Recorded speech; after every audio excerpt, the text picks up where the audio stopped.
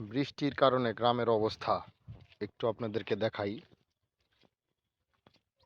কি পরিমাণ কাদা হয়েছে রাস্তায়, হাঁটা যাচ্ছে না।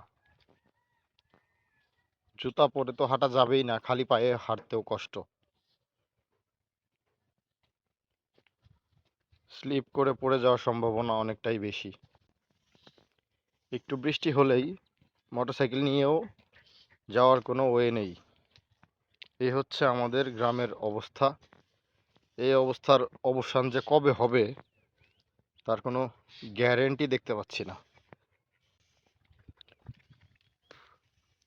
কত মেম্বার, চেয়ারম্যান, এমপি গেল আসলো, এখনো পর্যন্ত আমাদের ভাগ্যের পরিবর্তন হলো না।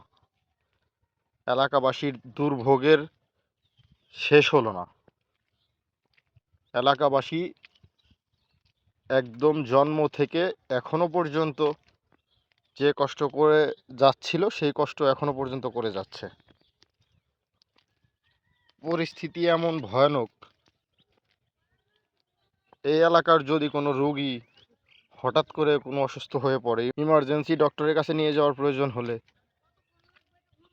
কি একটা বিপদে যে পড়বে ওই ফ্যামিলি, একটাবার চিন্তা করে দেখেন। বাচ্চারা স্কুলে যায়, কি অবস্থা, কত খারাপ অবস্থা। এই কাদার মধ্যে কি হাঁটতে ইচ্ছে করে? সংশ্লিষ্ট কর্তৃপক্ষ যারা আছেন, এলজিডির বিশেষ করে, এই রাস্তাটা বেশ কয়েকবার মেপে গেছে, কিন্তু এখনো পর্যন্ত রাস্তার কোনো উন্নয়ন হয়নি। আশা করছি এইবার ইনশাল্লাহ রাস্তাটা যদি দ্রুত করে দেয়, এলজিডির দৃষ্টি আকর্ষণ করছি, আপনারা রাস্তার প্রতি সুনজর দিবেন ইনশাল্লাহ।